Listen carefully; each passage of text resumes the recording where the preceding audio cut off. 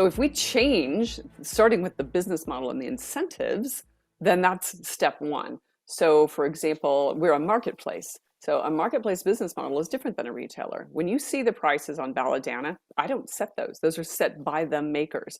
So we give them, I think we charge a 20% commission, 20 to 30, depending on the product. So they are keeping more than half of it for themselves, and there's no markup in between. There's no retail triple markup, or I don't have to mark it up to mark it down. So they're taking essentially up to 80% of that dollar home and using better product, better fabric. They're paying their people better. They're creating a safer working system, and they're able to invest in their own companies. So that type of model, I think, is automatically creating room for us to rethink this. Secondarily, the technology itself is getting better. So there's a lot of technology can only succeed in solving a problem if you can connect all the dots and get everybody to play along. And in fashion, one of the fundamental issues that we have is that there are no standards. And what I don't mean just that you can go buy a pair of pants at one, size 6 at one shop and it's different than a pair of pants size 6 in another shop or a different brand. That non-standardization is actually the end effect of all the other non-standardization in the system. Their systems don't talk to each other. No one can even agree where your waist is. So there's just a lot of fundamental disagreement over everything as simple as the definitions of body parts and landmarks. So I've been working now with a group. We started another nonprofit, because I love to start trade groups, called Open Circle Apparel Coalition.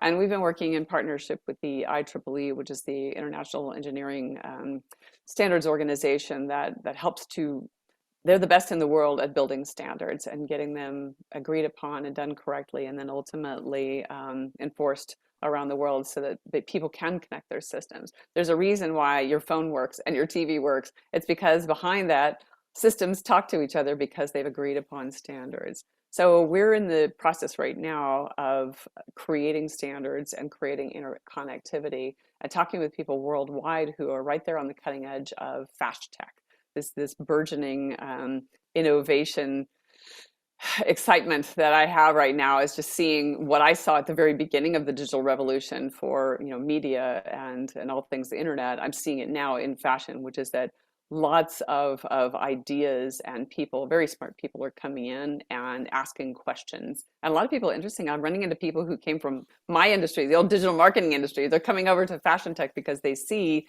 the opportunity here to do what we did before, to create the $1 trillion Google, right? We can create that with fashion as well. Oh, that is exciting, and I think it's more important than ever. So can you tell us more about this organization that you created, that now it works? Because I think this is kind of the standards that you need. I think, like you said, at the moment we have digital standards, but even the internet is only more or less 20 years old. So I'm talking in terms of mainstream, is probably even less. So we are going through a lot of velocities, but the world economy is not on these velocities. And I think, for instance, for most of the studies, we're talking about 450 million SMEs and micro SMEs, which is the ones you're talking about. Most of them, I would say 90%, don't have a website. And when it comes to the micro kind of companies that create the clothes that we use, all of us, whatever the brand, there's these millions of people around the world working and in the conditions that you had. So can you tell us this kind of the work you're doing in parallel to Balodana with the non-for-profit organization, and just a bit about that, because I think it's an important thing for our audience as well. Absolutely. So one of the things I learned early on that is so wonderful about technology is that in general, people who are on the bleeding edge and cutting edge are, first of all, we're all pioneers. So we're all asking questions and we're all inventing things every day. And we're not going to succeed unless we work with each other and have an open way of communication. Technology itself has an incredibly beautiful history of creating open projects, right? So we've got open source software. That was not possible really before the internet.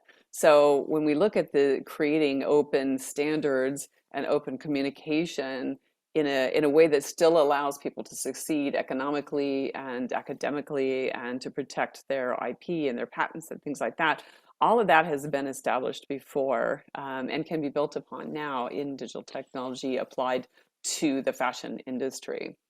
Open Circle Apparel Coalition started when I realized I didn't have all the answers and I needed to start talking to people. So I just was cold calling people on LinkedIn. Hey, you're doing something interesting. Can we have a conversation? Hey, this is what I'm doing. How can we help? And so a bunch of us got together and said, we started having these weekly calls to share information and to try to solve problems together. And we were in sometimes overlapping, even competitive markets with each other, and yet we found kindred spirits. So thus, OCAC began, and we started meeting every other week to try to bring other people in. We started a mailing list, and we now have, I think, nearly 50 people signed up in our organization, and we're at the threshold now of taking it into the full-blown legal trade organization and looking at membership structure, et cetera. But one of the things that we decided to do first is just test our concept. As startups, one of the things that you learn in startup is like, before you go invest a whole lot of money and build something, test it, right? Create a prototype and test it. So the first that we're doing is, as a group, working with guidance of IEEE and their methodology, is to do a test. In fact, we're doing it this coming weekend. So we talked earlier about all the interconnectivity of tech and where the gaps are. So right now, like I said, you can go out and get your body scanned, and that information, that data, is not, first of all, it's not portable to any other system besides, who contracted it. So if you did a body scanner at a department store, you couldn't take that same information easily and push it over to another store. So right now it sits kind of in its own little vacuum there. Secondarily, even if you did have it, it doesn't necessarily perfectly connect with the pattern itself inside of pattern making software and production systems. So there's no way for it to tell you that your shoulder measurement is this and go from the pattern all the way to the back end. There's all these places in between where the system breaks down. So this weekend we are scanning 10 women with the goal of creating a pair of pants that fit them. So we've got 10 women of varying ages and body shapes. And we're going to go from body scan and as well as manual measurement, because that could be fraught with errors also.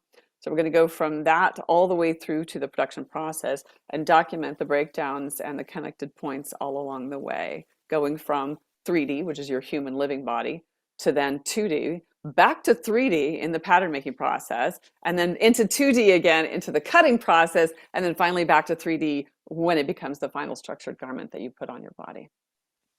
Wow, that's impressive. And where people can find that, I think it's always, we'll put all the links during the interview, but it's always coming from absolutely. you. Yeah. And yeah, if you could tell us about, can people get engaged on these organizations? We welcome you. Yeah, so it's opencircleapparelcoalition.org, because we are a nonprofit.